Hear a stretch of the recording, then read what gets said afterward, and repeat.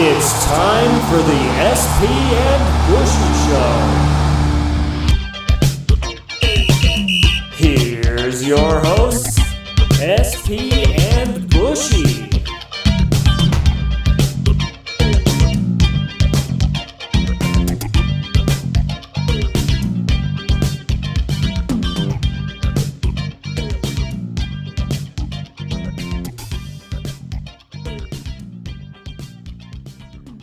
What's up, everybody, and welcome to episode 6 of the SP and Bushy Show. It's a gorgeous day in Colorado, and Bushy, how you feeling? I'm feeling pretty good. A lot has happened in the past 2 weeks. We have a new elected president, so just a lot of changes coming around in the 2 weeks that we've been gone. Yeah, sorry we weren't able to give you guys the content you craved last week. Unfortunately, we had a death here in our family, as well as just needing to get away after the unfortunate passing of our dog. That being said, yeah, new president. Lots changed in the world, hasn't it, since we last spoke? Absolutely, and it's getting crazier and crazier each time. But again, good news as well. Even though we trashed on the NBA Finals, we're going to get basketball right before Christmas. So we're getting a nice little early Christmas present. So, or a holiday present. I'm sorry, but it's great. It is. Obviously, a lot's happened in the last 2 weeks in the sports world. That's obviously our main focus. Bushy, what jumped out to you in the last 2 weeks? I guess our who's going to be the fourth spot now of that college football playoff with Clemson going down to Notre Dame last week, which was really a unbelievable fun game to watch and enjoy. And we'll see who's that fourth team going to be. Is it going to be Notre Dame or Clemson, or is it, if Alabama hits the skids a little bit, maybe Alabama may be that fourth seed, or maybe one of these underdog teams, such as maybe Liberty or BYU. They come up to the ranks, or could it be a Pac-12 team that takes that fourth spot?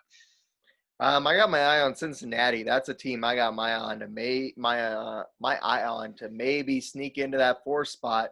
It's a crazy year. They keep winning. The AAC, I don't think, gets the respect it deserves as a conference as a whole for the way that those teams play. And Cincinnati seems to be the cream of the crop of that conference. So don't be shocked. I wouldn't be shocked if Cincinnati pulls into that fourth spot.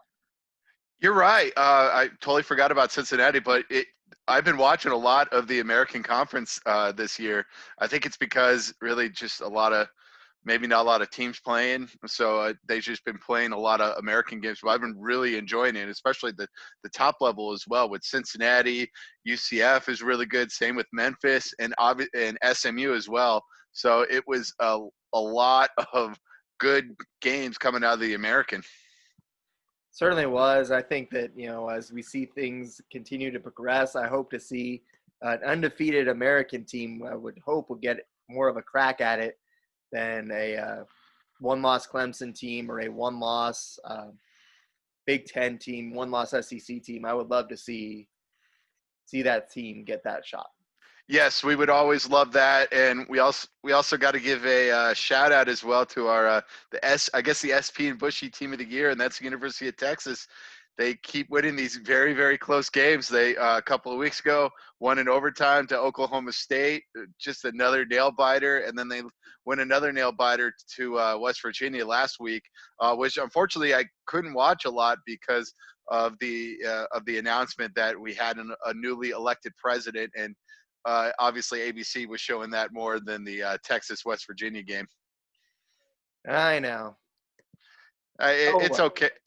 I know it's okay, but hey, on a bright side as well, we did get a storming of the field. You kind of talked about it earlier on, but we got our storming of the field with Notre Dame fans storming the field. As much as I love storming the field, and I mean I've expressed that, I believe it was episode 1 or maybe 2. Either way, again, I love storming the field, but I don't think in COVID times is the best time to be storming the field and throwing a rager out there at Notre Dame Stadium. That being said, I know later on in the show we are going to get to some of our top college football games that we wish we were at. And that one on Saturday, if you take away the COVID threat, would have been a hell of a game to be at, that Notre Dame Clemson game. Yes, it was a great back and forth game, and obviously that Clemson offense really hasn't missed a beat with Trevor Lawrence gone, but that defense really has taken a slide a little bit. I don't know why. They really haven't been playing as well as previous games of the past 2 weeks. Again, they were down to Boston College, and again they were down to Notre Dame as well, and just they defense seems a little bit off, but the offense seems to be still humming for Clemson. Absolutely. Offense still rolling for Clemson. Give credit, though, to Brian Kelly and Notre Dame, too, for hanging the first loss on Clemson in almost 3 full seasons. So great job by them. Very excited to see the Irish fans re-energized and maybe having a shot at the big one again. It is, and it's always exciting when the Irish are good, I guess, for college football. So, and it's always fun, and they look like a team that is actually very determined to probably win, maybe a college football championship for the first time in over 30 years. So this looks like a better team than the team that played a couple of years ago when they actually did get blown out by Clemson in the playoff. Certainly does. It's very exciting to see them in this mix, and I think that it's very fun rest of the way in college football, especially now that we got Pac-12 going. We got some of these other conferences finally going. Big Ten, interesting too, to see how good is this Indiana team. Indiana looks kind of for real right now. I mean, they've played really well. They beat Penn State a couple of weeks ago on a really kind of controversial victory. But then they're coming back. They won again against Rutgers, and then they won again this week, beating a very I guess a very very mediocre Michigan team. And it's just, man, the downfall of both Michigan and Michigan State this week was really a highlight. A lot of these blue blood, I guess, Big Ten teams that you think of, really, except for Ohio State, really are having a down year. Certainly, and it's very tough to sustain that success over so long, but we're seeing it with these top programs. I mean, Michigan State has not quite had the same level of success in recent years as they were for a while there. But again, a program that definitely is used to being better than this. Penn State in that boat as well. They're off to a really slow start so far this year as the Nittany Lions, a team that came into the season ranked very highly.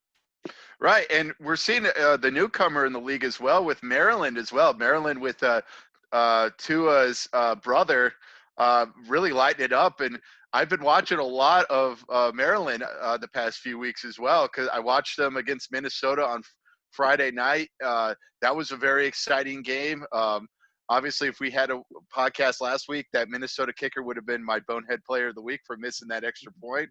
But then they thoroughly demolished Penn State in Penn State as well. I mean, this Maryland team could be an exciting team as well. And we'll see if they're able to dethrone the Ohio State. Yeah, it's gonna be a fun game this weekend. I can't wait to see the Terps and the Buckeyes tangle. It's gonna be a good one. Absolutely, it's good. I actually got to give a shout out too for these like Friday night college football games that I've been watching a lot on ESPN. Like, those games have actually probably been the more exciting games of the weekend. Obviously, last week with Minnesota against Maryland going into overtime, and then last week we had NC State against Miami, and Miami coming back from double digits to go and on Friday night. Like, so really pay attention to these Friday night games. Those are always been one of the more exciting games so far this season. Friday night football, that's the best, right?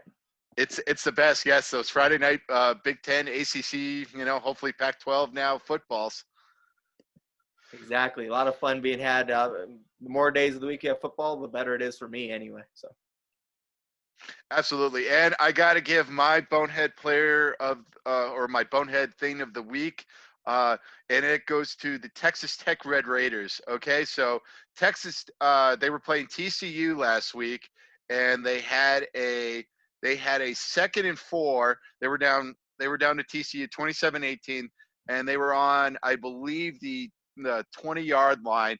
of TCU, and it was a 2nd and 4 with about 2:48 left, and then they decided to kick the field goal, which inevitably it was missed, and it turned, and literally I think a few plays later TCU ends up running a 80-yard touchdown run back and to extend their lead. So I got to give my bonehead player of the week to Texas Tech. I mean, just sometimes just you got to score, go for the jugular, score a touchdown. You're only down by 9, and just it was just awful. Like it's just instead of kicking a field goal on 2nd down, which is very, very odd, especially at that Right. time of the game. It seems that I saw that a couple of times. That was a couple of weeks ago where they went for a field goal when they really didn't need to. It was like 2nd down. I forget what game it was, but yeah, it's like they went for the field goal way too early and gave the other team time to go down and score on them. And I forget which game that was. I forget, but it's one of those ones, man. Like you're seeing, that's just bad late game management, and the one you're alluding to there certainly falls in that category. Right, and it's just score a touchdown and maybe get a defensive stop. They had all 3 timeouts, so get a touchdown, or if it's 4th down, you can kick a field goal. Exactly. So nice. Well, I mean, switching over to the NFL side of things now. Obviously, great weekend of football, great couple weekends of football that we've had. The thing I got to talk about is, man, the Saints laying the smack down on the Buccaneers Sunday night. A game that we thought was going to be close, wasn't close at all. What a whooping the Saints put on the Buccaneers. I love to see it, but what were your thoughts? It was interesting. I was kind of shocked by the score and just really how dominant the Saints were that game. I guess they really got up for that game, and the Buccaneers really, I guess they're really such an up and down team. You really don't know. They could be a Jekyll and Hyde team. They look good one week, then they look bad this week. Hopefully they bounce back this week and look good, but you never know and all that. And actually, I got to give an interesting stat on this. It's actually the first time in Tom Brady's career that he's lost to the same team twice in the regular season. So I mean, he's the first time he's ever been swept by a divisional opponent in his history. So it's just crazy to show just how really lacking that AFC East was for all those years. Yeah, it's a lot easier when you're not having to face Chad Pennington and JP Lossman and whoever, Mark Sanchez or whoever else. Tim Getting thrown Tebow. out. Tim Tebow never started a game. Tim Tebow might have actually given him a fit. I'm a big Tebow guy. But nevertheless, like all these guys that have just had no luck for all these years, like Tannehill with the Dolphins, the Bills, JP Lossman, Trent Edwards, Rob Johnson. I mean, they just have Tyrod Taylor. They've just cycled through so many of these guys. And Tyrod Taylor actually probably should have beaten the Patriots that one year when they got the unfortunate calls against them. But nevertheless, it's amazing how when you actually have to face a truly competitive quarterback that the Saints have in Drew Brees and that this NFC South has, it's going to be interesting to see if Matt Ryan is able to hang some losses on him. It's going to be interesting to see. I mean, even Teddy Bridgewater is a very accomplished quarterback for the Panthers. It's going to be interesting to see now that the level of competition is way higher than, unfortunately, it has been in the AFC East, that now we're going to find out really how good Brady is against some of these tougher division opponents now that he is out of that soft AFC East that's been soft for over a decade and a half now. Absolutely, and going back as well, Jade Fiedler too.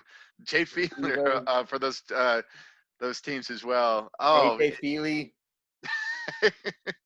Oh, we could just keep naming. Oh, Brett Favre too. Come on, that 1 year with Brett Favre. Brett Favre. He had 1 year against Favre. Yes. Who I guess was an accomplished quarterback. But yeah, again, he was also on the Jets. Mark Sanchez. I mean, right, but guys, still, it was 1-1. They right. did. It's just insane that he just how bad that. Oh, good old Gino. I forgot about him. So, yeah, I mean, that also brings me to my meme of the week, which is kind of along those same lines. It's the Brees and Brady hug after the game. And then it says underneath it, when you actually have to play against a good quarterback twice in one season. Absolutely. Also, I have a question coming thinking about this. Kind of going off track here. Is really Pittsburgh for real as well? They're an 8-0 team. They're number one right now, and they in a really tough AFC conference. And is this team for real right now? I've seen some games where they've looked dominant, but they've let some teams hang in. Yeah, obviously, they let a very lowly Dallas team really hang in all through that game. And is this Steelers team for real? Uh, the Steelers are definitely for real. I think that they showed that despite some adversity and despite facing a game that they weren't expecting, they were still able to rally and they were still able to persevere against the Cowboys. I think that the Steelers are definitely for real. They've beaten the Ravens. They've beaten the Tennessee Titans. They've beaten some good teams along this process. So I think they are a definitely for real team. I don't think you win 8 games in a row by accident. I think what happened this week is they obviously just overlooked the Cowboys, which I think was easy to do in the situation just because they were going up against Garrett Gilbert, who didn't have a lot of film. The Cowboys were coming off of that big loss the week before. And so I think that just a little bit of overconfidence, but I think that that's going to be the kick in the pants that they need to hopefully move forward and move forward in a good way. Yeah, I mean, there's just something really about them. I don't know what it is. Like I don't know what it is. Like I just feel like they don't have that it factor to me for an 8-0 team where you're just like, wow, that's a very, very dominant team. I think they can be very beatable, especially during the playoffs as well. Mike Tomlin in the playoffs sometimes can be a really shaky coach. So yeah, I guess you can never see, you never know, and I guess we'll see as the season goes along. Yeah, man. I mean, I think they have enough playmakers on defense too with TJ Watt and Minka Fitzpatrick. I think that they have enough talent on both sides of the ball that they are for real. Whether or not that's going to stop them from getting beat in the playoffs, who knows? Obviously, playoffs are going to be tough. The Chiefs are a great team. They even look like they could have been beatable though against Carolina this last week. I think we're seeing that if you overlook an opponent for 1 week, you could be in trouble. And that's, I think, what we're finding out. I mean, I think another team that I want to talk about that looks really good is the Buffalo Bills, putting a hurting on the Seahawks this last week, and now really seem to be on a roll in that AFC East.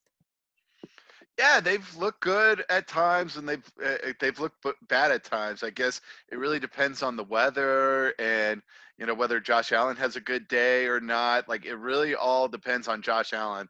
Like if Josh Allen has a really good day, that offense is humming. And it really looks unstoppable like it did last week. But a couple of weeks ago, if he looks bad, that offense really looks bad, and they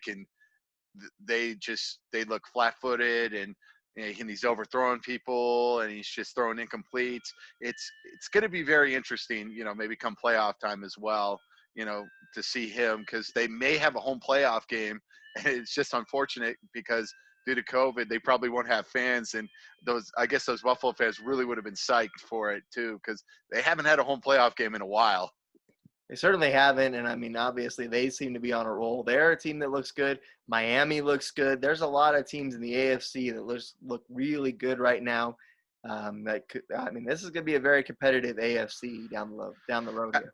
Absolutely, yeah, and Vegas has looked really, really well. Tennessee is very up and down. We'll see with them. Yeah, Baltimore, can't forget about Baltimore. Indianapolis at times has looked good. It's like I, the Josh Allen thing. It really all depends on Philip Rivers. I think Indianapolis is definitely the pretender in that group. I think that they've had a pretty soft schedule to this point, and I have no faith in Philip Rivers in crunch time in anything. So. Absolutely, we've known it for all these years watching him in the AFC West, and just to see his declining skills, like he can't throw more than 20 yards downfield, folks. Like it's just really you just gotta guard that 20 yards and all that, and just force him to hit some throws. And obviously Baltimore figured that out. Yeah, obviously it's definitely an exciting few weeks here in the NFL, especially. These playoff races definitely starting to take shape, and I think this week obviously is going to be just as exciting. I can't wait. I can't wait either. It's definitely going to be fun, and especially now with that added playoff team and that added wild card. So we're going to get at least 6 games during that during the wild card round. So I'm really happy about that. And if the NFL just passed a rule as well, they could add 2 more wild card teams as well if games get canceled due to COVID. So this could be an exciting playoffs that could really shape up to being a very exciting playoff run for the NFL. I'm sure that they found a way to just throw those extra games in there so they could find a way to get the Patriots in the playoffs again. they have looked very bad, and It's gonna be a 32 team playoff if the Patriots miss it, just to give them a chance. Oh, is it Robert Kraft and Goodell's here? It's like, come on, we need more playoffs. We definitely need more playoffs. Good for them though. They beat the Jets this week. I'm proud of them. Yay! Congratulations, you beat the Jets. I've never seen the Patriots like so excited after a Jets victory like that in probably 20, 25 years. Winning on a last second field goal and seeing people just pumped and excited. And I'm like, wow, this is a different Patriots team. Right. That's my bonehead of the week. Anyone who's celebrating that and acting like, oh, we accomplished something by beating the Jets by 3. Congratulations. I was actually getting kind of mad with the Jets when they were winning. It's like, why are you winning? I felt like it was like Bill Belichick's just master plan and all that. And that was kind of my meme of the week is, Bill Belichick, with him drinking the orange juice and, with all the captions of, man, letting the Jets win so Trevor Lawrence goes somewhere else. That certainly could be a part of it. I mean, even if the Jets, he might get drafted by the Jets and then he may not want to go play there. So you never know what's going to end up happening there. Yeah, it could be a potential John Elway or Eli Manning scenarios. So we'll have to see what Trevor does. We certainly will. Weird. My thing just crapped out here. All right. Okay. All right. That was weird. Yeah. Well, we'll probably cut whatever the heck that was, but we'll edit that out. Yeah, I don't know what the heck happened there, but oh well. Life goes on. Anyway, did you have anything else before we tackle our NCAA football games that we would like to see if we had a time machine? Nope. Let's do it. I'm ready to talk about it. I got very excited for this one. Yeah, this one definitely to me was the toughest of the time machine games that we've played. And the reason it is because you have so much history in college football. On top of that, you have so many great rivalries in college football. Like, I mean, it's not a game that's going to be necessarily on my list, but I'd love to go see USC play UCLA. I'd love to see a battle for the Beehive boot between Utah and BYU. I mean, there's so many great rivalries in this sport that, I mean, it's so tough to narrow it down, and it's tough to pick maybe one year where you would want to go see an Apple Cup game between Washington and Washington State. But, man, there are so many rivalries and so many fun games that you wish you could have been a part of. And that's why this was, to me, the toughest. Yeah, the college football has had 150 years of history, and just narrowing it down is just crazy. And it's really probably one of the most diverse lists for me because I've had at least, looking at my list now, at least 50 years of college football on here as well. And it's like some 70s, some 80s, some 90s, some of last decade.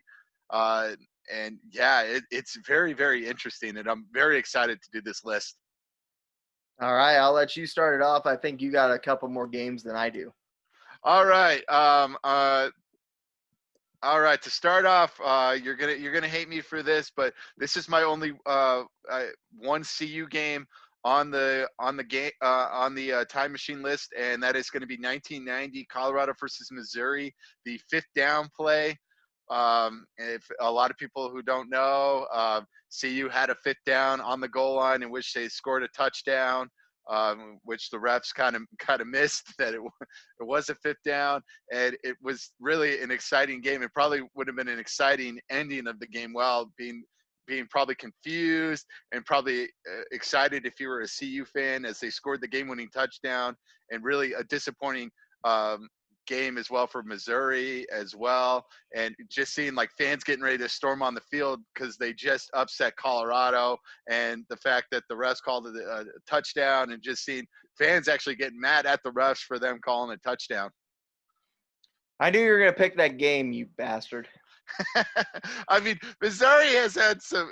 I know with the Missouri had some like bad luck. They had that 5th down. Obviously, that kick ball against Nebraska in '97. I mean, they've had some really heartbreaking losses back in the day when they were in the Big 12, Big 8.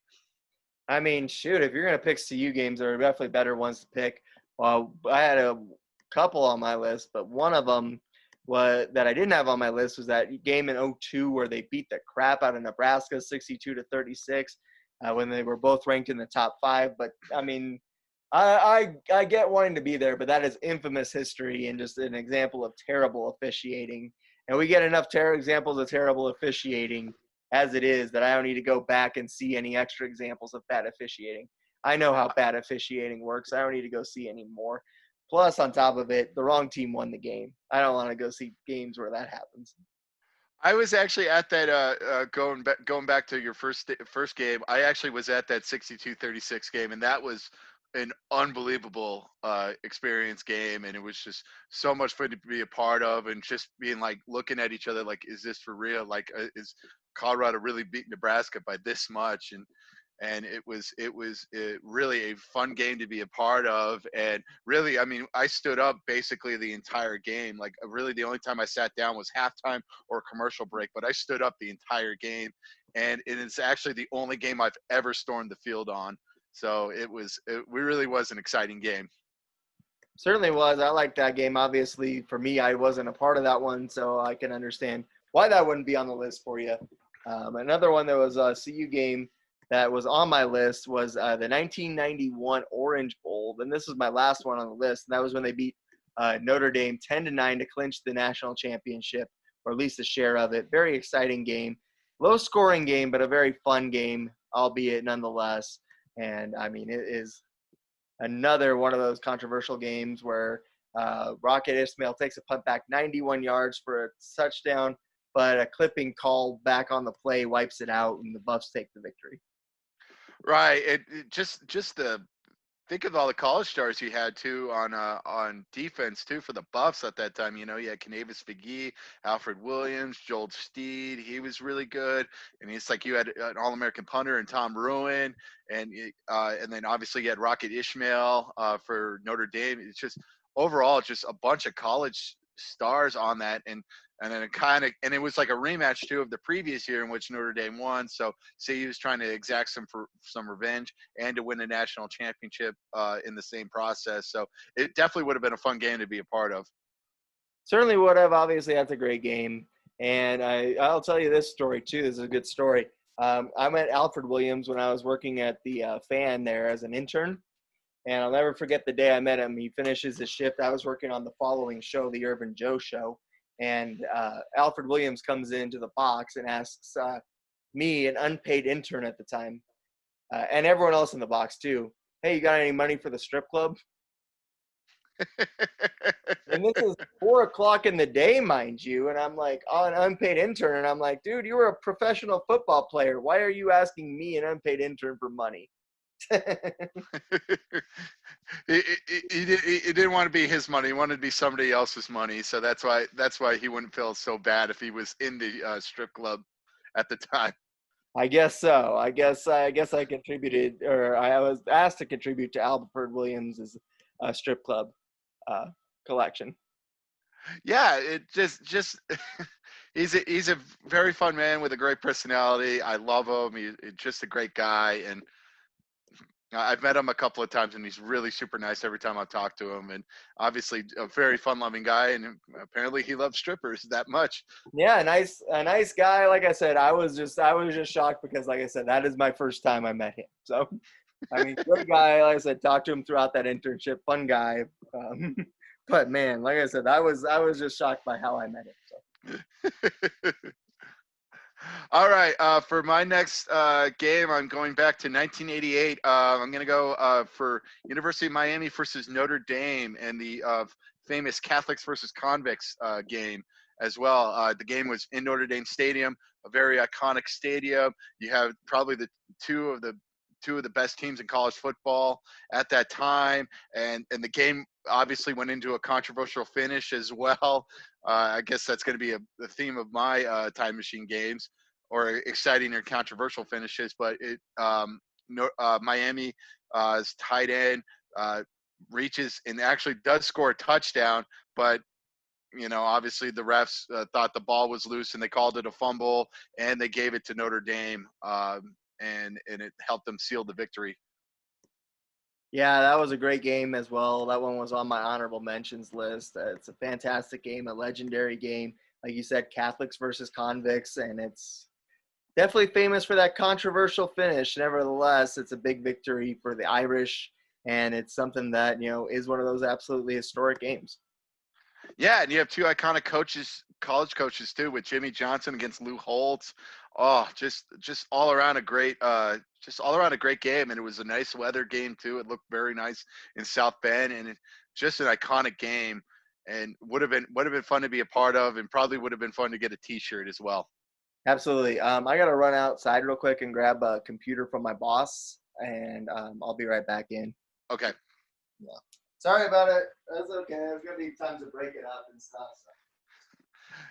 That's all right. All right. Sorry about that. He's back, ladies and gentlemen. He's back. That came up while we were getting ready to record. So basically what happened is one of my coworkers tested positive for the virus. Ooh. And so I had given him this laptop last week on Wednesday. And then I picked it back up from him yesterday. And then this morning I got a text from him saying, I'm COVID positive. So. Oh, no. That's not good. Do you have to get tested as well, or? I went down and got a test this morning, about noon. Oh. But okay. We'll edit that out. I'm concerned because now I realized I was working on it yesterday and then also eating at the same time. So. Oh no. So. Well, we'll edit this out. Yeah, absolutely not. Yeah, absolutely will. But it's bad. So. Yeah, that is bad. I'm like, oh shit. Yeah. Where were we before that? What was your next game? I just finished Catholics versus Convicts. Okay. I think since you have more than me, just go with your next one. Just go with the next one. Okay. I am gonna do. I'm gonna go to 1980, and I'm gonna go to the 1980 Holiday Bowl between SMU and BYU, and a lot of good pros that went from that game. Obviously, Jim McMahon was quarterback for BYU, had a very high-powered attack. They were 11-1 at the time, and obviously SMU was very good as well with the Pony Express with Dickerson and Craig James, and you get to see a crazy comeback as well, in which BYU scored 21 points in the final, basically 2.5 minutes to win the game and win it on a Hail Mary as well. So just a fascinating game to be a part of, and would have been fun to be there and see some great college stars that would become good pro stars as well. That one was just off my list as well. That's a great game. Obviously, like you said, great pros in it. You have Eric Dickerson, like you said, and this is SMU right before they get the death penalty while they're still at their peak. And I mean, it's a very exciting, very fun game that, like you said, we don't really see those high stakes, high profile games anymore from these mid-major teams, or teams that have become mid-major since then, like BYU and SMU. So it's a very exciting game, and one that I definitely wish I was at as well. Yeah, just to see it, just a great comeback as well, and man, just a very high scoring game as well. Nice. What is next? Up next for me, I got the 2006 contest between Michigan State and Northwestern. and it is the biggest comeback in NCAA history. The Spartans are down 38-3 in the middle of the third quarter, and they end up rallying on 2 interceptions, a blocked punt for a touchdown, and they end up being able to tie it with 3:48 and then kick the game-winning field goal with 13 seconds left as the Spartans knock off Northwestern. It's a very exciting game. I mean, it's one where the road team wins, but it's a crazy, crazy game. And to see a 35-point comeback like that would be awesome. That would have been interesting. Was it at Michigan State or at Northwestern? It was at Northwestern. So unfortunately, you do have the Northwestern fans leaving a little bit salty. But at the end of the day, it's a very exciting, very fun game to be at, especially when you have that big of a rally. That's insane. Oh, absolutely. Yeah, just to see a crazy comeback and just to see Northwestern again, really a kind of a Big Ten punching bag as well. Just seeing them get so high and then lose like that, it would have been really another kick in the teeth to that Northwestern program. Certainly would have. Obviously, a program that hasn't had the most success in their history. Nevertheless, it's a fun game, and like I said, to see that kind of a comeback is just insane. Yes, it would have been insane, and probably would have been cold too, because it probably would have been either probably mid to late October, early November, so probably would have been shivering as well. Certainly would have, but I mean, I've been to those kinds of games before, man. I know how that goes. Yeah, but you got to see a really crazy comeback, so that would have been fun to be a part of. I mean, I've never let coldness deter me. There were a couple of games where we were really cold, even in Missouri, and I was still there shirtless with the letter painted on my chest, or even a couple of Broncos playoff games that I've been to that certainly would fit that mold. I know, rain or shine, you got to be there. Exactly, certainly do. All right, so next on my list, I'm going to go all the way back to 1982 and Cal versus Stanford, the Stanford band play. I mean, one of the craziest plays in the history of college football. And it would have been just crazy to see that and just see the band on the field cheering. I got to give props to the Cal people as well. Keep playing and kind of bobbing and weaving and basically avoiding the entire band and not getting knocked down and actually scoring a touchdown in the process. I mean, just to see all those, obstruct stuff that don't usually happen. And on the top of that too, seeing the guy who scored the touchdown really hammer home one of the Stanford band people. That game was really high on my list, actually. I think that was like the third ranked game on my list. That was obviously such a historic game. You get to see John Elway in college too, playing for that Stanford team, thinking he's got the victory, and a guy who in his career would be known for his great comebacks, getting the comeback against him in the craziest of fashions with all the laterals and stuff, and then to see the band player get knocked out as the cherry on top of it. Absolutely. Yeah, we probably would have saw, if it wasn't for the band play, we would have saw John Elway's, that was John Elway's final collegiate game. So we would have saw that, and it would have been one of his patented comebacks that we would come to know and love. But fortunately, it came to no avail. Unfortunately or fortunately, it's not like John Elway's haunted by the memory of that, I'm sure. And in any event, we got one of the most historic football moments ever out of it. You can't ask for more than that. It's a fantastic, fantastic game. And I mean, back and forth battle. And it's another one of those rivalries, too. Stanford and Cal are definitely serious rivals over there in Northern California. So on top of it, it's a rivalry game, too, which, again, just adds even more to this fantastic contest. That's why it was so high on my list. Absolutely as well, and to top it all off, you had a great radio commentary as well. Just seeing that guy go nuts and just basically just out of the blue go, all the band is out on the field, and it's just and seeing him just go nuts too. It's like the Bears have won, the Bears have won. Exactly, you have a fantastic call on top of it. It's unreal. It makes it such a memorable moment. It really does. It's one of the top moments for sure. and it is such a fun game. Like I said, I would have given anything to be at that one. That's a great one. All right, what do you have next on your list? Oh, that one took one of mine off my list too. The next one I'm gonna go with is the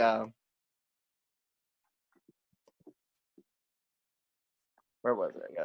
Hold on one second, I gotta refind it, but this is gonna be a good one. It's the 1 versus 2 matchup, November 18th, 2006. It's Michigan versus Ohio State.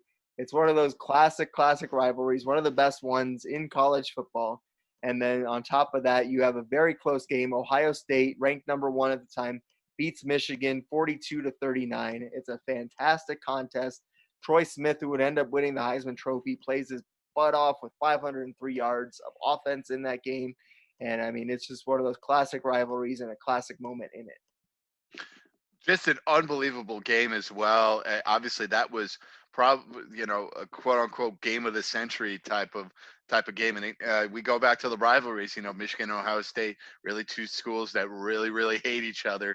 And this effect that helps that they're going to win the Big Ten. That the Big Ten is up for grabs, and it's just an overall a great game. And not to mention too, you had an awesome running back in Mike Hart too on the Michigan side, who was a really good college running back with that zone running scheme, and just one of my favorite college players at that time. Absolutely. I mean, that Michigan team was stacked. You had a stacked Ohio State team. And like I said, it's one of the top games of all time, and one that maybe if under the new rules of college football, if they'd have done it this year, who knows? Michigan may have only fallen back a couple of points and still might have faced Ohio State again in the college football playoff. So this is a game that if it is played now, we might have been setting up the table for yet another fantastic chapter in this rivalry. Yeah, it would have been great because obviously people would have been shooting for that number. Probably, yeah, shooting for Michigan for that number 4 slot because again they barely lost to a Michigan team on the road when they were number 2, and just would have been they probably would have gotten some votes in that committee for the playoff. Exactly. I mean, it was just a fantastic game and one that I wish I was a part of. Yeah, and just going to Ohio State, the old horseshoe, it would have been just a great experience as well. Certainly, it's one of those stadiums that I wish I could see, and at some point would love to. So yeah, I'm right there with you. I would love to go, and would be an amazing experience.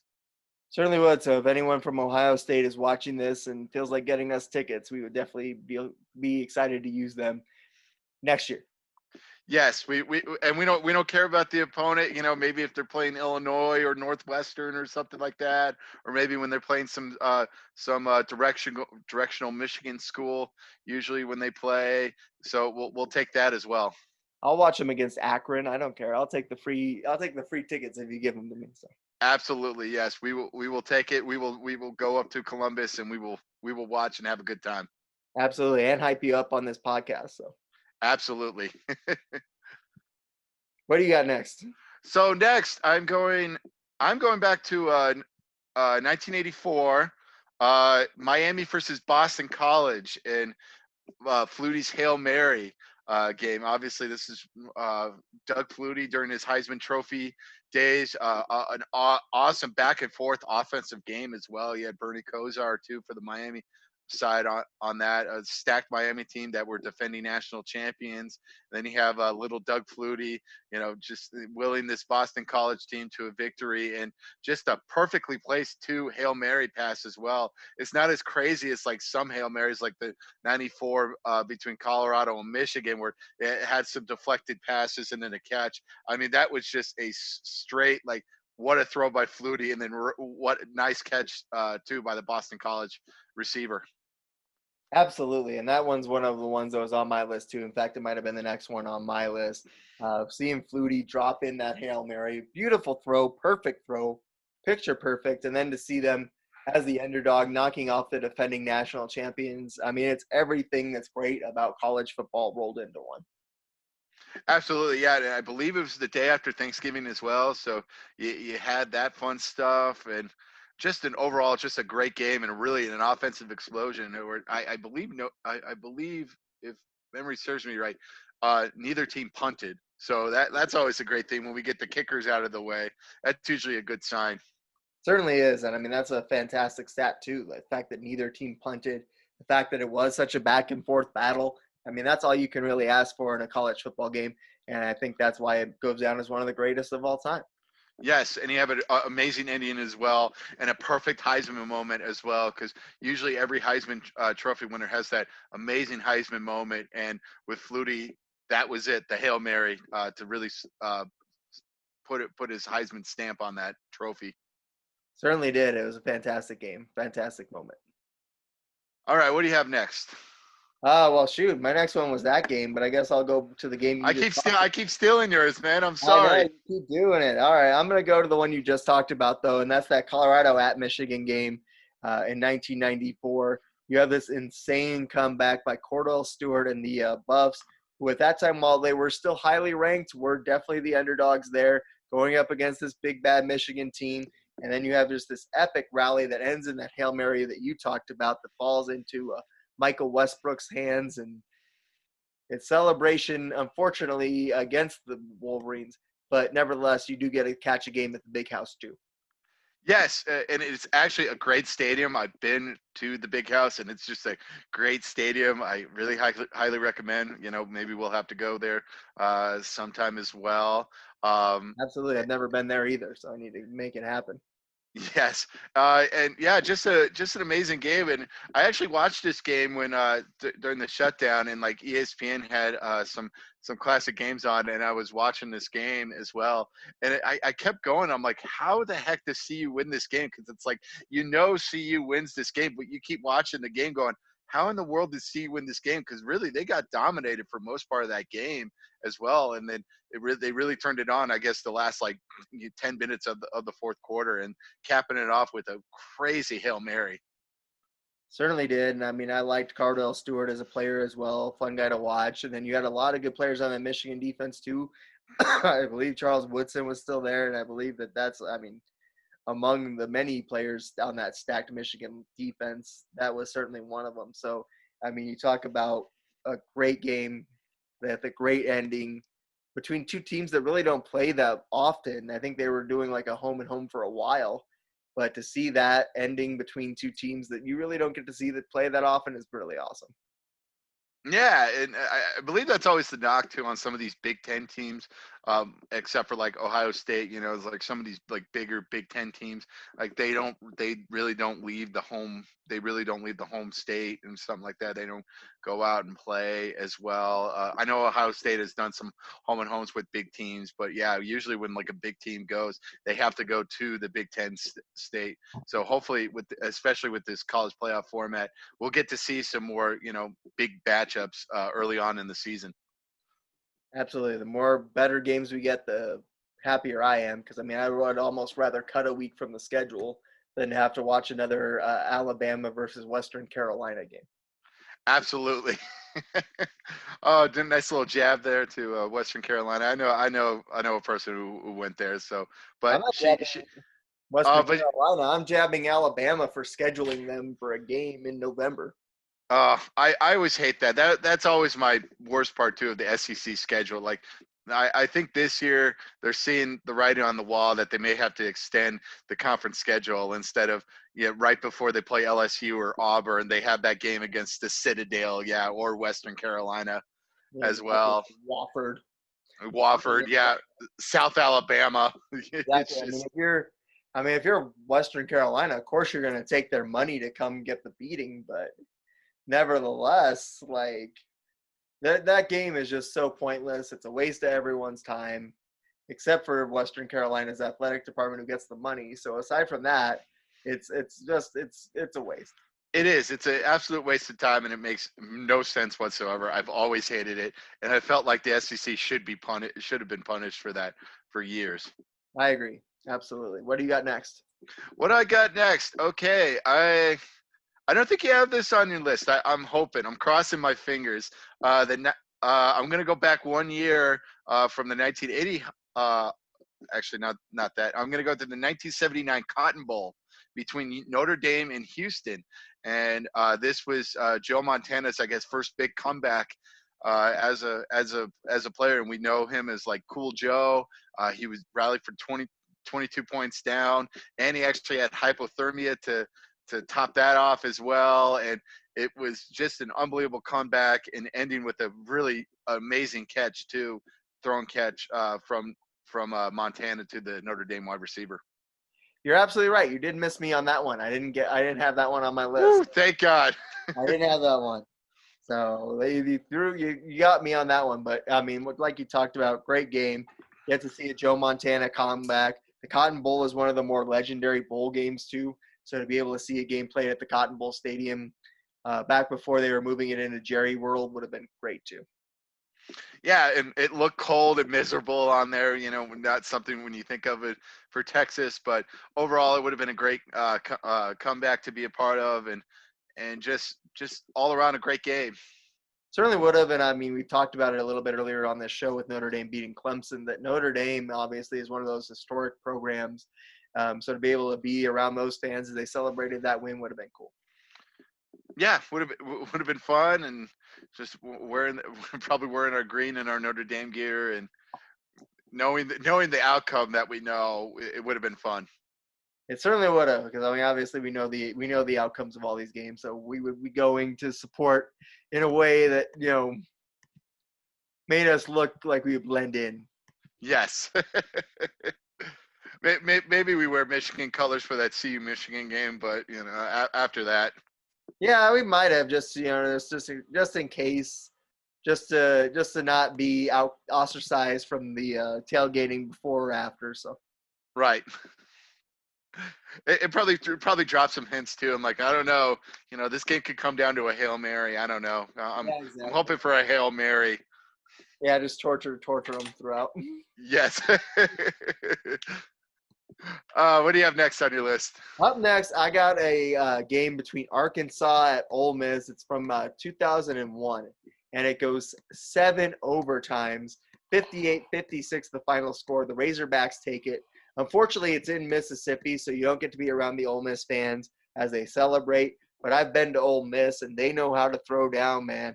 And you could tailgate with them before the game, get to watch this instant classic that goes 7 overtimes, and then eventually just goes the way of the Razorbacks. But even at that point, after 7 overtimes, I'm sure you're just glad the game is over. Yeah, it would have been just agonizing all the time, and just seeing people either make a 2-point conversion or miss a 2-point conversion after that third overtime. And we have Eli Manning, I believe he was the quarterback at the time for Ole Miss, so that would have been a nice treasure to see as well. And yeah, that was an overall good game. I remember watching that at TV and just with my dad, and we were just going, "Oh my God! Like this game will never end."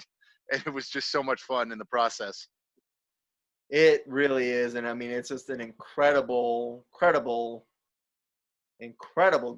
7 overtimes. So you're definitely getting your money's worth. Although, granted, if we have this time machine, I'm assuming that money's not an issue. But it's still, you're definitely getting a fantastic experience out of this game. Yes, and it's just an old-fashioned SEC rivalry as well. Even though Arkansas is kind of newer with the SEC, but just those two old-fashioned two old SEC teams going at it, and just would have been a fun experience. And just seeing a 7 overtime game, that's something I am praying for. Yeah, it would have been incredible. And I mean, I've been to Ole Miss, as I said. It's a fun spot to catch a game. Their fans were really nice, really respectful, and really welcoming when we went tailgating in the Grove. It was a Missouri Ole Miss game. And even despite that, they were just as nice to us as they could have been. And so that's why, I mean, I'm glad to go back there anytime and go see this game or any other Ole Miss game. Yes, I would. That'd be a fun game to go to as well. Maybe go to an Ole Miss game. That game against Alabama this season would have been a fun game to have gone to. Oh, even though Alabama ended up winning that game, that would have been a fun game to go to. Yeah, you talk about never punting, man. That one was a crazy game with just tons of offense. Yes, absolutely. Yes, just tons of offense and not a lot of defense. No, definitely not. What do you got next? And I guess where on our list are you? Because you've used a bunch of mine, so I don't even know where I'm at anymore on my list. Okay, That was next. pretty tough. Yeah, I definitely got a ton. I definitely did a lot of research for this particular episode as well, and I got giddy just doing it. Just going, oh man, I remember that game, and oh, I remember that game. Oh, I remember that. Man, that was such a fun game. But I'm going back to before I was born. I'm going back to 1971, Nebraska versus Oklahoma, and that was the quote game of the century, dubbed by most people. Nebraska was on a 20-game winning streak.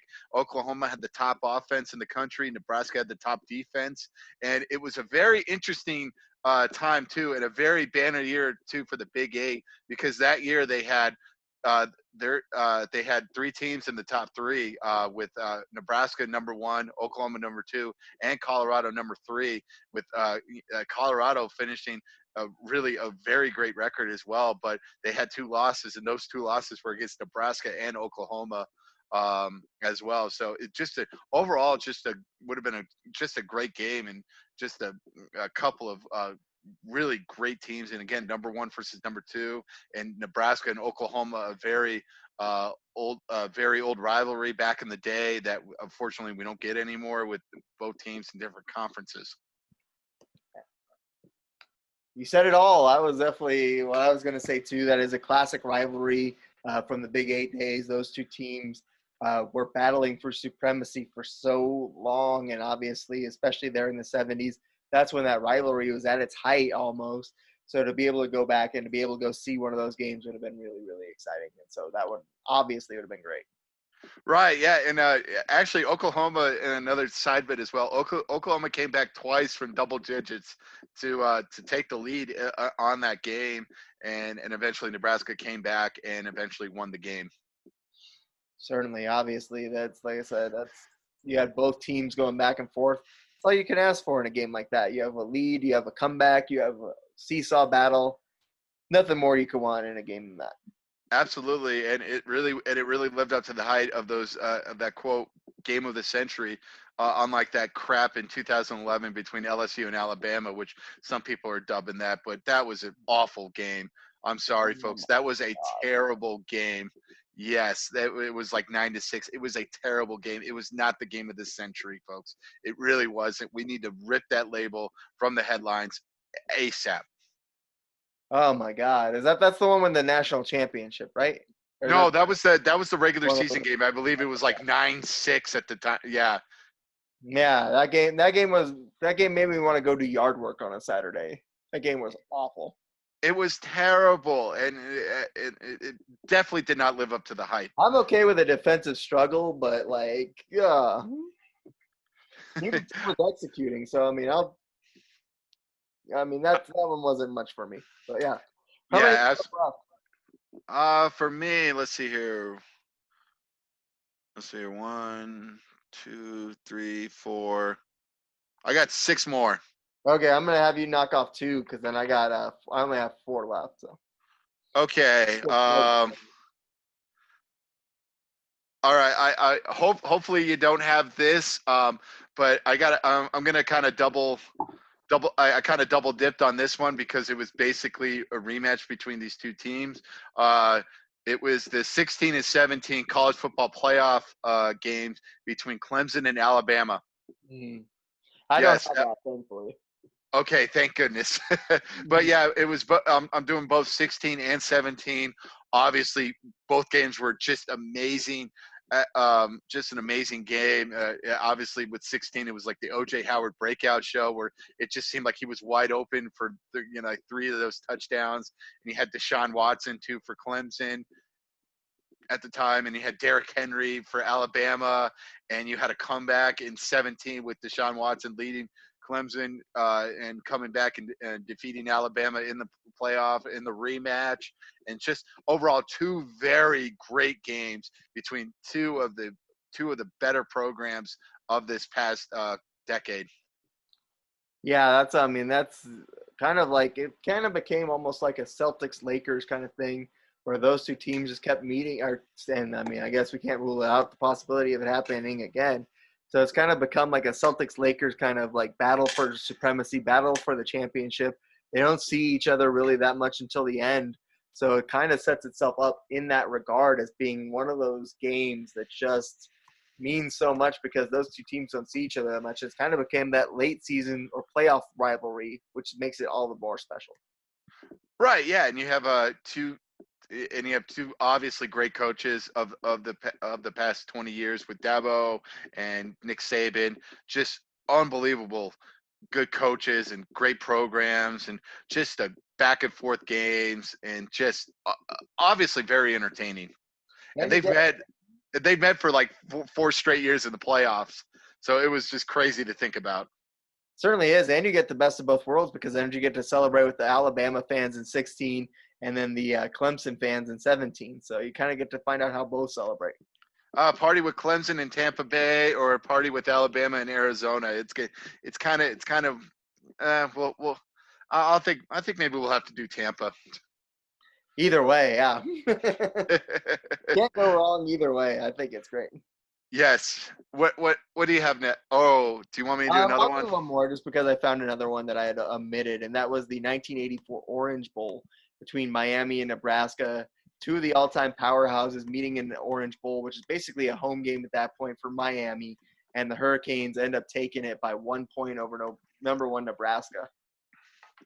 Oh, I left that. That was actually part of my honorable mentions. I kind of left that out, but just a great game as well. And Nebraska was coming in as probably like the team of the like century or something like that. Like they really were obviously very good, and Miami was a very good team as well.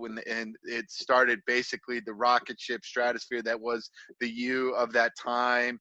And just an overall, just a great game. And the fact, too, I got to give Tom Osborne credit of going for two and trying to win the game rather than settling for a tie and maybe hoping, crossing his fingers, that he may win the national championship.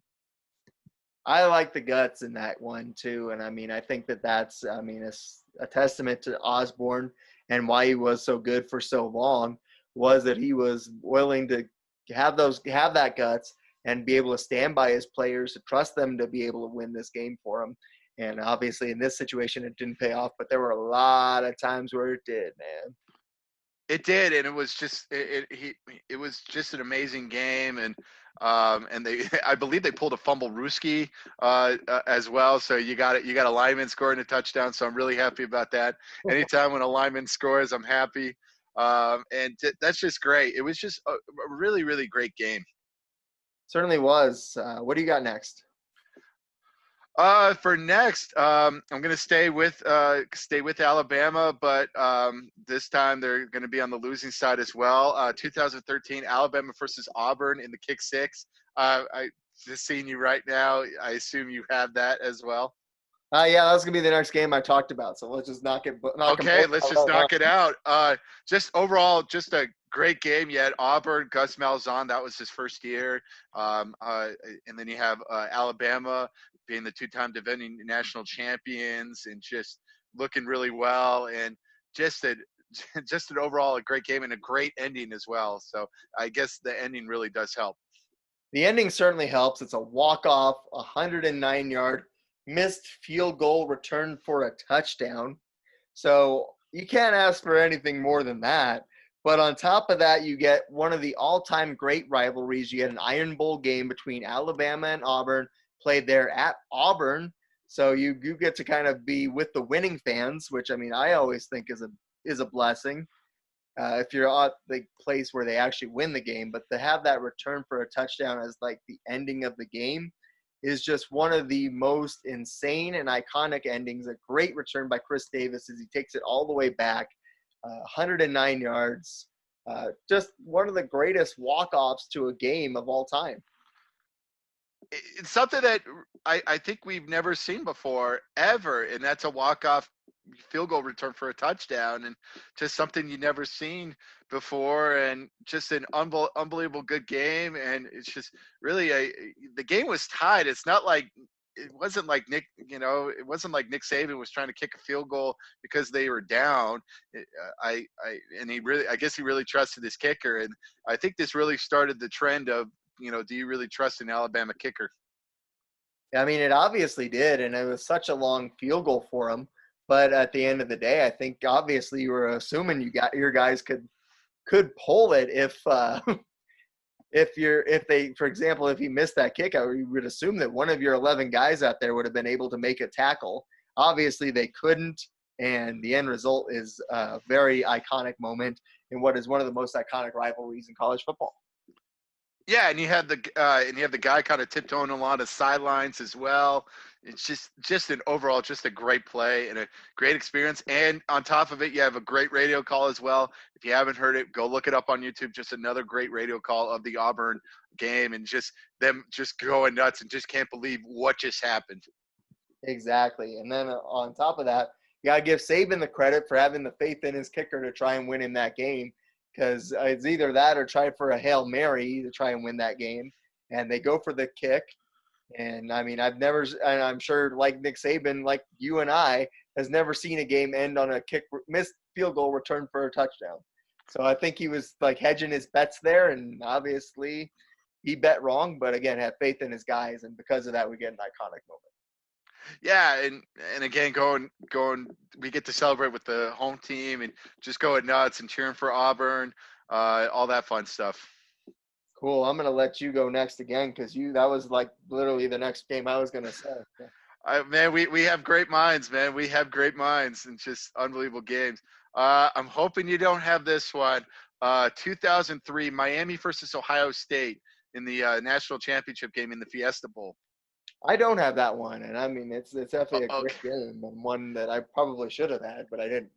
Okay, again, just a great overall game, a game that actually went into overtime, and just to think of all the professional players that had really great professional careers at that time. You have Andre Johnson, Willis McGahee, I believe Ed Reed, Vince Wilfork was on that team. I mean, just on that Miami side, just all that talent, and they were defending national champions. They had an unbelievable long winning streak, and then you have Ohio State kind of this program that's really trying to find its glory again, and they found it with Maurice Clarett, who was a really good running back. That unfortunately, just really got caught up in, I guess, with his own ego, and that's just like a shame, because he probably would have been a really good running back if he kept going on. And the game has a controversial finish as well, with Miami presumably stopping him on fourth down on a goal line fade, and then somehow 5 seconds later that flag comes out to help Ohio State and to extend the drive for overtime. Absolutely. It's a fantastic game with so many people, like you talked about. You do have some controversial officiating, but that happens so many times throughout the course of these games. It seems to be one of the things that a lot of these games have in common. So once again, like you said, so many future pros, especially on that Miami side. This is back when Miami was basically like, if you were one of the top players at Miami, you were basically guaranteed to be a top pick at the NFL draft. And so because of that, you get an iconic game here.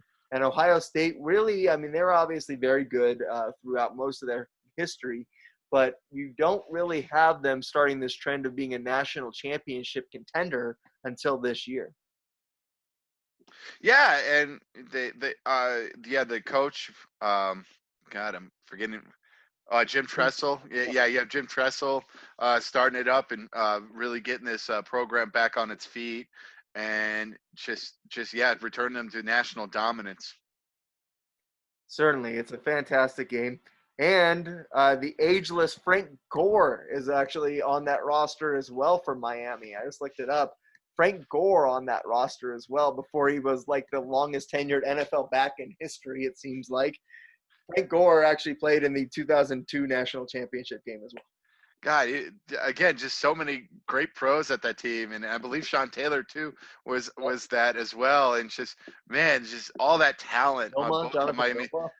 Yes, I believe DJ Williams too was the linebacker too for that team for Miami as well, and just all that talent from Miami. They had an all-star team. It's amazing they lost that game. It is amazing, and it really gives credit to what Ohio State did and ended up winning that game, because when you look back at it, they're like, how did Miami lose this game? Certainly. It's obviously a very interesting thought that they did lose that game. But again, a fantastic job by that Ohio State team and a fantastic game that really should have been on my list, but for whatever reason didn't make it. All right, what's next on your list? Up next for me, and I'm going to get a little personal here. Obviously, I currently work at Colorado State University, Pueblo, a great D2 school that is one of the top D2 powerhouses in football. Now, the year before I got there, I started there in the fall of 2015. In the fall of 2014, they win the D2 national championship, and they win it behind a dominant defense in a 13-0 game against Minnesota State Mankato. And to be there and to be at that game and to be able to celebrate with all these people that are really good friends of mine now, like it's unfortunate that I didn't get to be a part of that national championship win, especially because before I worked at CSU Pueblo, I worked for a hockey team that went 15-57. So to be a part of like a win like that would have been so cool, and to be like there as someone who worked for the school would have been awesome. And I'm going to give you a twofer on that one because in the national semifinal game played here in Pueblo, they actually defeated West Georgia 10-7 in another classic defensive struggle and another classic football game there. You're going to go a little D2 on me. Well, thankfully, I kind of know both of the schools you're talking about for that national championship. And yeah, like CSU Pueblo, really an uprising, D2 powerhouse as well. And then you have University of Minnesota State Mankato, a really D2 football factory as well. I mean, they have Adam Thielen is from there, and so I've been to Minnesota State. It's a very good campus. I enjoyed my time there when I worked there. When I worked with the people, they were great, and it was they really care about their football there, and they were really one of the powerhouse football D2 football factories as well. And yeah, it would have been just a fun game as well between two really good teams. Yeah, you have a great coaching matchup there too. John Riston here for CSU Pueblo, a guy who's been a really strong coach. And up until a few years ago, actually maybe it was last year, he actually had as many wins in the last decade as Nick Saban did. So for kind of shows you how big of a D2 powerhouse CSU Pueblo football really is. And then on the other side, Minnesota State Mankato has been dominant in football for a long time too. Like you said, Adam Thielen went there. CSU Pueblo side, you get Morgan Fox, who's making an impact as a defensive end for the Los Angeles Rams. So really, you do have some NFL players in this game as well. I don't think Thielen was on that, but I think Thielen might have been the year before. But nevertheless, it's a huge game. And like I said, one that means a lot to me personally, as you saw CSU Pueblo get that national championship. The last national championship celebrated here in the state of Colorado. That is very true. And actually, with the RMAC and with the NSIC, I mean, two very good conferences in the D2 level. Obviously, the NSIC very good with Minnesota Duluth and Sioux Falls and Augustana, and obviously with Minnesota State Mankato. I mean, those are just very good football places. And then obviously here with CSU Pueblo, Colorado Mines as well. I mean, just really great conferences in the D2 level. And if you folks live there, you know what it's like for those conferences to play, whether you're in South Dakota or you're in that part of Minnesota, or if you're in Pueblo or in Golden, Colorado.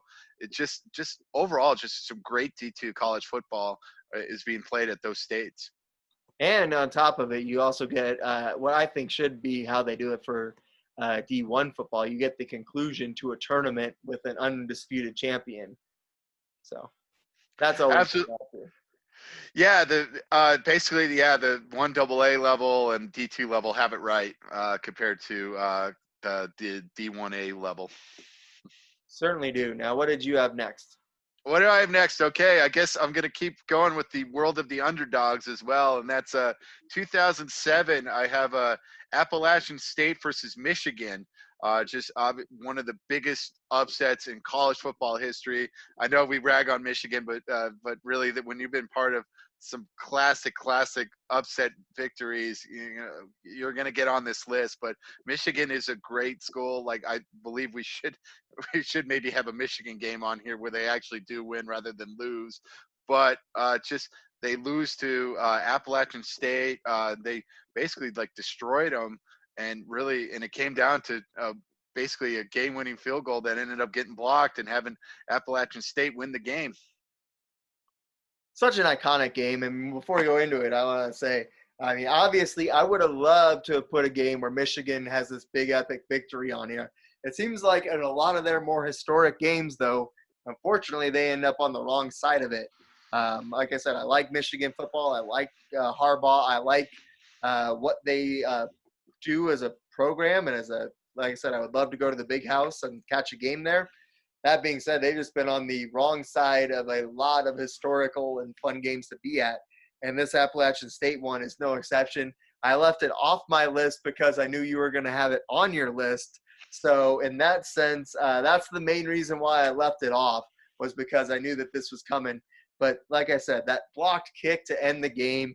I remember freshman year, I was in the dorms at Mizzou, and just the shock that Appalachian State could beat this Michigan team.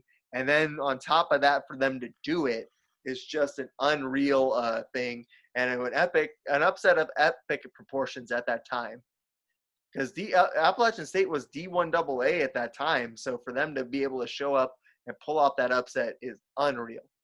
Yeah, and Michigan was in the top 5 in potential national championship talk material, and we talked about it earlier in 2006 how they were number 2, and really if they were they had maybe a college football playoff, they probably could have been that 4th team going on, and then having them lose to Appalachian State that the following summer, man, that would have been just really that game really started the downfall of probably Michigan football, because they really haven't been the same since that loss to Appalachian State. They really haven't, and it's tough to think that might be the catalyst. But yeah, that's one of those iconic memories. And you think about it, like for people that grew up like us, obviously to see Michigan football as strong as it is, the kids that are being recruited today, that's probably one of their first memories of Michigan football was that block kick and that loss to Appalachian State. Yeah, and it's just they've lost really a lot of big games at back in the time. But I will give an honorable mention though. I believe it was I think it was probably 2000. I want to say either 2012 or 2013. They had this game against Notre Dame. That was a very good game. It was in the Big House, so I guess I'll throw a bone there to Michigan as well, because that was a very good game. But yeah, just really that program really hasn't been the same since, and I guess you can really point to that game as really the downfall of Michigan football. Yeah, exactly. You really can. I'm gonna double down on it and just upset every Michigan alum who's watching this and just say Tom Brady can suck it too. Oh, all right. What do you have next? Up next, I got the 06 Rose Bowl. I got Texas versus USC. It's a fantastic game, obviously, for the national championship. You got undefeated Texas. You got undefeated USC. You got Matt Leinart, Reggie Bush, just this powerhouse of a USC team going up against Vince Young, who kind of started this trend now of the multifaceted quarterback, the quarterback that can run, that can throw, that can really make plays in any sort of facet of the game. And so that battle between Michigan or Texas and USC, rather, is just such a classic moment and such a classic game, and really a fantastic game. Yeah, just a fantastic game, and we kept waiting for these two rules for these two schools to collide all throughout the season. Obviously, USC had a little bit of a scare against Notre Dame that year, but thanks to Reggie Bush push, that helped solidified USC to win to go to the national championship. And yeah, just all those classic players and all that. And I agree with you with Vince Young and just the fact that Texas embraced a spread offense as well. And really, this was kind of the first time really you saw a spread offense really in college football, and just really like defensive coordinators really did not know how to deal with it. And then you saw it a couple of years later with Appalachian State using the spread offense to beat Michigan as well. Yeah, the spread kind of took over there a few years after this game. So the influence of this game, even with the dual threat quarterback, the spread offense, the influence of this game just kind of reaches for so long, because you still see its impact on the college game today. Credit to Mac Brown, what a coaching job he did in that contest. And you have Mac Brown versus Pete Carroll in that coaching game, or coaching against each other in that game. It's such a good one. And then you have, once again, USC is the defending national champion, I believe, that year. Yes. So, and they had everyone back. They had Leinart back. They had Bush back. They had all these guys back. Dwayne Jarrett. They had all these guys. Wendell White, exactly. And they had all these guys back. So you thought for sure, and then of course they ended up playing for that national championship. But Vince Young just kind of willing that team to victory, gets the comeback in the last few minutes of that game. And, man, once again, a great back-and-forth game. Yeah, it was just an unbelievable game, and I remember I was talking a lot of smack on that with our good old friend Chris Safamik's side, and he was a big Texas fan and all that. So we would go back and forth. It's like, no, USC is going to win, man. They have all the talent, and but he was really on Texas's side as well. And I was actually with him like the first part of that game. We were listening because I ended up taking him somewhere, I believe, to go see, I think like a girl or something like that, being the third wheel that I was back in high school. But yeah,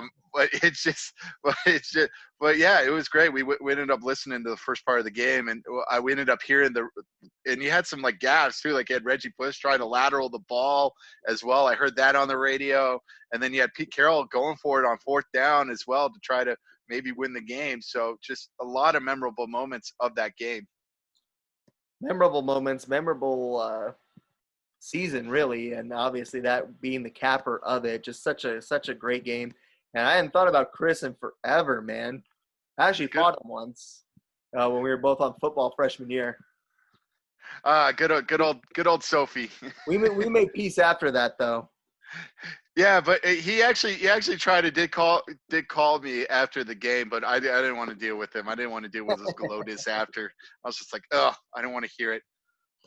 Absolutely. I get it, man. And that was, one of those ones where, unfortunately, though, if you're going to talk the smack before the game, you kind of got to take the smack when it comes back. So. I know, Chris, if you're listening to this, you can talk smack now. It's been 15 years, and I'm at peace with it now. Okay. It was a great game. It was a fantastic game, and once again, great players on both sides, and all you could ask for. Are you at one left? I do have one left. I'm going staying in the world of 2007, and we have Oklahoma versus Boise State in the Fiesta Bowl. Just an unbelievable, great game. You had Adrian Peterson with Oklahoma. You had Jared Zabransky and Ian Johnson. And obviously you had Ryan Clady at left tackle for Boise State. And just overall a great back and forth game as well. And then you had a bunch of crazy trick plays on Boise State side, obviously with the lateral to tie the game, and then they had a halfback option pass on fourth down to tie the game in overtime, and then obviously winning the game with the Statue of Liberty play. It's just, again, it's something we have not seen really at all this year anymore. Definitely not. And I had one game left too, and that was the same game that I had. I couldn't agree with you more. If I could go back and be at any college football game, this would be the one. You don't even have the home field advantage, but man, the last quarter, even just the last 5 minutes of this game is one of the most insane things you'll ever see. You have Boise State rallying. They have the hook and ladder play down the field. You have the Statue of Liberty play. You have the halfback pass. You have Boise State pulling out every trick in the book to beat what is at that time one of the ultimate powerhouses in college football with Oklahoma, with Bob Stoops, with Adrian Peterson, like you said. I believe Sam Bradford, who would go on to win the Heisman too, was also a quarterback of that team. Is he? I believe so. Yes. It was Yeah, either him or somebody else. yeah. I mean, you have just this legendary Oklahoma team, but then you have Ian Johnson running that play and just making that moment. You have the romantic moment after that where he proposes to his girlfriend in the celebration. And I mean, it is just one of those games where it is nonstop bonkers finish. The finish had it all. It was your Stephon game, unreal. Like, I remember watching that game and just being amazed and being like, this is why I love sports, because you get this kind of a moment, because Boise State wasn't quite where they are now, and that was kind of what put them over the edge to be that national powerhouse. Yeah, absolutely. Not to mention too, Chris Peterson was the coach for Boise State at the time, who's now with Washington, and has helped really rebuild that Washington program as well. So obviously, yeah, just two great coaches, and just I agree with you with that Stephon game. Like that game really had everything, and it's just everything you hope for. And it was just in a crazy, just watching it at the time, and just like your jaw dropped, like you're just like, wow, like especially that hook and ladder, like, and they did it on like a 4th and 26 too. Like it was really a long game to get it. It was insane. Just unbelievable. But I would have preferred. Talking about it. Yeah, I know. I'm very excited just talking about it. I may have to go on YouTube and kind of rewatch the game. But in all honesty, I'd rather would go to the 2006 Rose Bowl. Again, the Rose Bowl, just a very iconic stadium as well, and just an iconic bowl. Basically, I think probably the first ever bowl game as well, and just an iconic stadium. And it's obviously probably on you and I's bucket list to go see the Rose Bowl in the Rose Bowl as well. Certainly would be, and I mean, but this game, man, because I mean, you obviously have the hook and ladder play that led to the touchdown that tied the game, and then after that, you go into overtime, and on the first play of overtime, Oklahoma hands the ball to Adrian Peterson, one play touchdown. It was one play. It's like, okay, Oklahoma finally has their chance to answer.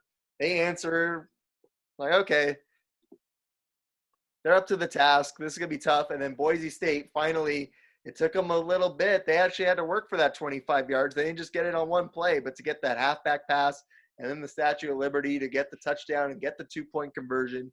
Once again, having faith in your guys, Chris Peterson does, to get that victory and not take a chance on another overtime. It's such an iconic moment. And, man, that game is just probably my all-time – it definitely is my all-time favorite college football game, and that's why I would love to have been there for it.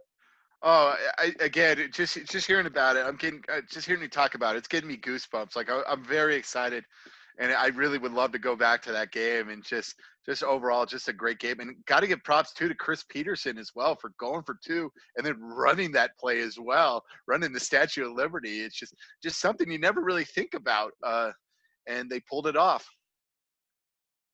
They did. It's one of the greatest upsets. It's one of the greatest moments ever in college sports. And I mean, for me, it is definitely the game, hands down.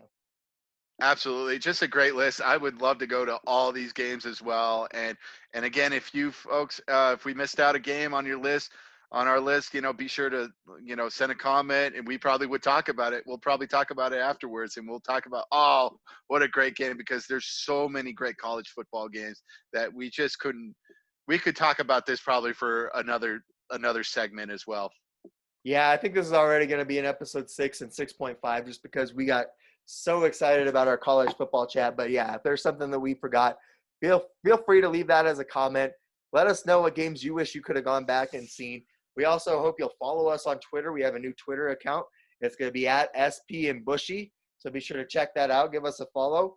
We're at 1 follow right now, and it's me because I just created the account like a couple hours ago. But we hope you all follow us there. We're going to start doing a little bit more interaction and stuff.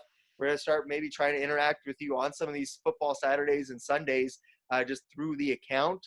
So feel free to hit us up while we're watching the games. And then we'll also be tweeting our thoughts, some of the thoughts that we have during these games, and maybe tweet out these Bonehead of the Week nominees as they happen. Absolutely, yes. We'll definitely do a lot more interaction, and we'll do more on Facebook as well, folks. Be sure to yeah, and again on YouTube, be sure to like and subscribe. Everything, we enjoy doing this, and it really was a shame that we didn't get to do it last week. But you know what, we enjoy doing it, and obviously you've seen it with the passion that we love doing this. We love doing it. We hope you love watching it. Thank you again for watching this week. And be sure to go back, watch all of our other episodes if you haven't yet, or watch them again. Help our view count. Why not? But in the meantime, once again, we hope you stay safe out there and have a great week. Peace.